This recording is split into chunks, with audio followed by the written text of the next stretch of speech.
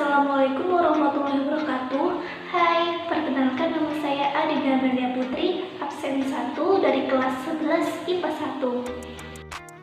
Saya Iqbal Septiawan. Saya Nabila Cahya Maharani. Saya Navaldi Saputra. Dan saya Nur Lailatul Hikmah Ramadhani dari kelas 2 MIA 1 absen 25. Kami dari kelas 1 kelas 11 MIA 1. Nah, di sini saya akan menjelaskan sedikit pengertian pencemaran udara. Pencemaran udara sendiri adalah masuknya atau dimasukkannya zat energi dan komponen lain dalam udara oleh kegiatan sehari-hari manusia, sehingga mutu udara turun sampai ke tingkat tertentu yang menyebabkan udara tidak dapat memenuhi kadar yang semestinya. Pencemaran udara sendiri terjadi akibat meningkatnya bahan bakar fosil untuk transformasi dan aktivitas manusia lainnya.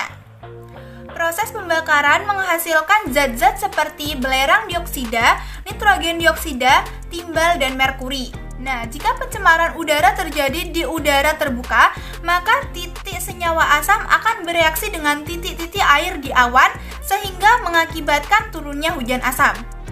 Untuk materi selanjutnya akan disampaikan oleh teman saya. Berikut inilah pengertian jenis pembakaran.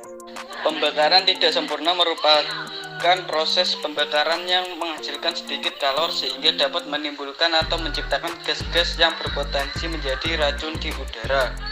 Pembakaran sempurna merupakan pembakaran di mana semua konstituen yang dapat terbakar di dalam bahan bakar membentuk gas CO2, air, dan gas SO2 sehingga tak ada lagi bahan yang dapat terbakar tersisa. Berikut cara mengurangi dampak pembakaran hidrokarbon. Yang pertama adalah memastikan pembakaran berlangsung sempurna agar tidak timbul karbon monoksida.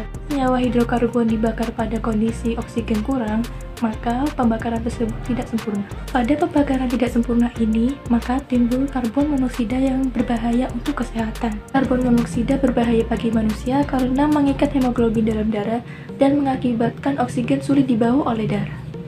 Akibatnya, sel akan kekurangan oksigen dan sel akan rusak sehingga menyebabkan kematian. Maka dari itu, pembakaran hidrokarbon harus dipastikan dilakukan dengan oksigen yang cukup, misalnya memberi ventilasi pada ruangannya.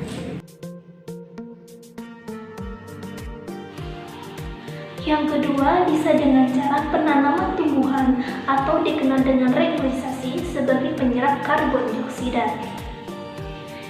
Meskipun tidak beracun seperti karbon monoksida, gas karbon dioksida sangat buruk bagi keadaan alam.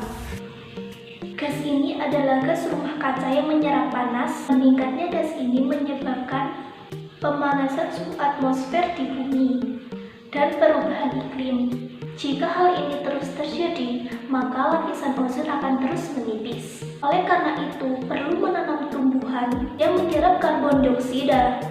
Lebih tepatnya jika kita menanam pepohonan di tepi jalan. Dikarenakan yang pertama, pepohonan dapat menyerap karbon monoksida. Yang kedua, menghasilkan oksigen. Yang ketiga, pohon sebagai pembersih udara. Yang terakhir, mengurangi emisi perubahan iklim. Maka sudah jelas bukan yang saya jelaskan menunjukkan bahwa pohon di pinggir jalan dapat mengurangi polusi dan juga menyebabkan berkurangnya kandungan karbon dioksida.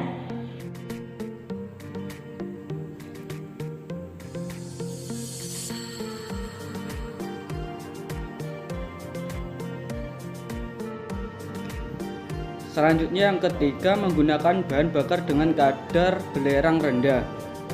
Belerang yang terkandung bersama hidrokarbon di minyak bumi menyebabkan berbagai masalah seperti gangguan kesehatan, korosi pada mesin, dan hujan asam.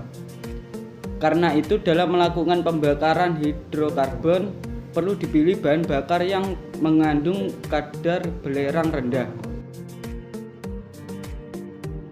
Dan yang terakhir, mengurangi pembakaran yang berlebihan. Pembakaran hidrokarbon yang berlebihan akan menyebabkan persoalan di atas meskipun langkah antisipasi sudah dilakukan. Karena itu, pembakaran berlebihan harus dihindari. Ini bisa dilakukan misalnya mengurangi penggunaan kendaraan pribadi dan menggunakan kendaraan umum.